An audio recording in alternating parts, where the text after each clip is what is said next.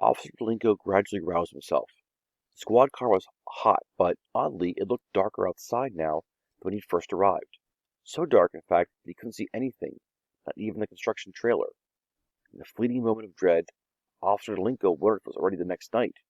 Was it possible he'd accidentally slept the entire day? Just then, something smacked against the squad car. Pow! Then came another smack, and another after that. A steady, invisible pounding. Officer Delinko grabbed for his gun, but it wouldn't come out of his holster. The seatbelt was in the way. As he struggled to unstrap himself, the car door flew open, and a white blast of sunlight hit him in the face.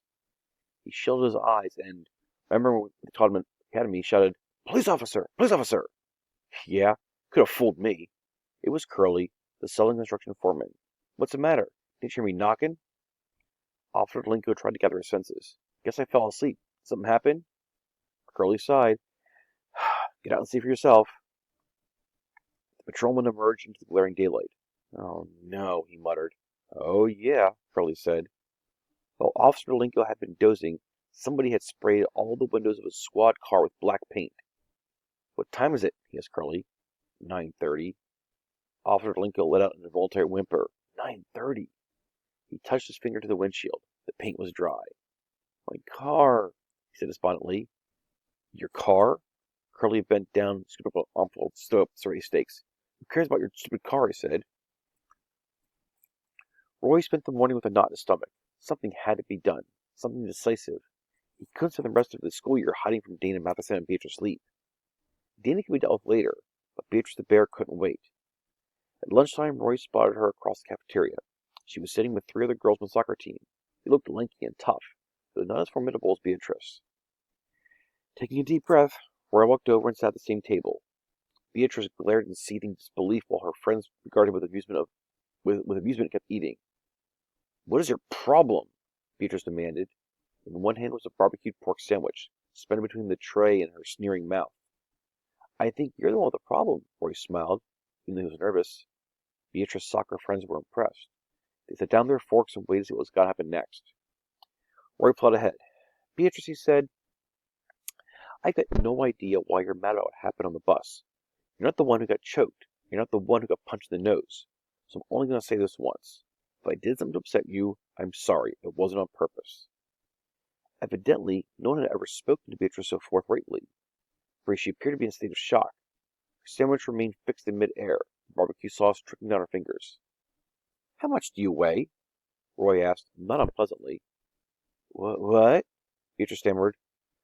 "Well, I weigh exactly 94 pounds, Roy said, and I'll bet you're at least 105. One of Beatrice's friends giggled, and Beatrice shot her a scowl.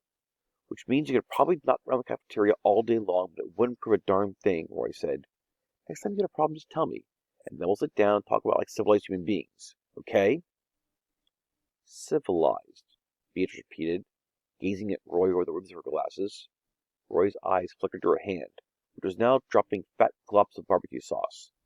Soggy chunks of meat and bun that were visible between clenched fingers. She had squeezed the sandwich so ferociously that it disintegrated. One of the soccer girls leaned over close to Roy. "Listen, Mouth, you'd best get out of here while you can. This is so not cool." Roy stood up calmly. "Beatrice, are we straight on this? If anything's bothering you, now's the time to tell me." Beatrice the bear dropped the remains of her sandwich on the plate and wiped her hands with a wad of paper napkins. She didn't say a word. "Whatever," Roy made a point of smiling again. "I'm glad we had this chance to get to know each other a little better." Then he walked inside the cafeteria and sat down, alone, to eat his lunch. Garrett snuck into his mother's office and copied the address off the master enrollment sheet. It cost Roy $1. Roy handed the piece of paper to her mother when they were riding home in the car. "I need to stop here," he told her. Mrs. Everhart glanced at the paper and said, "All right, Roy, it's on our way." She assumed the address belonged to one of Roy's friends. He was picking up a textbook or a homework assignment. As they pulled in the driveway of the house, Roy said, "This will only take a minute. I'll be right back." Dana Matheson's mother answered the door. She looked a lot like her son, which was unfortunate. "Dana home?" Roy asked. "Who are you?" "I go to school with them." Mrs. Matheson grunted, turned around, and yelled Dana's name. Roy was glad that she didn't invite him in. Soon he heard heavy footsteps, and Dana himself filled the doorway. He wore long blue pajamas that would have fit a polar bear. A thick amount of thick gauze, cross-hatched by shiny white tape, occupied the center of his piggish face. Both eyes were badly swollen and ringed with purple bruising. Roy stood speechless. It was hard to believe that one punch had done so much damage. Dana glared down at him and said, in a pinched nasal voice, I am not believing this. Don't worry. I just came to give you something. Roy handed the envelope containing the apology letter. What is it? Dana asked suspiciously. Go ahead and open it. Dana's mother appeared behind him. Who's he? She asked Dana. What does he want? Never mind, Dana mumbled. Roy piped up. I'm the one your son tried to strangle the other day. I'm the one who slugged him. Dana's shoulder stiffened. His mother clucked in amusement. You gotta be kidding. This little twerp is one who messed up your face? I came to apologize. It's all in the letter. Roy pointed the envelope clutched in Dana's right hand. Let me see. Mrs. Matheson reached over her son's shoulder, but he pulled away and crumpled the envelope in his fist. Get lost, cowgirl, he snarled at Roy. Me and you will settle up on getting back to school. When Roy returned to the car, his mother asked, Why are those two people wrestling on the porch? The one in the pajamas is the kid who tried to jump in the bus. The other one? That's his mother. They're fighting over my apology letter.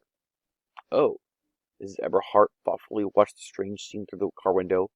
I hope they don't hurt each other. They're both rather husky, aren't they? Yes, they are.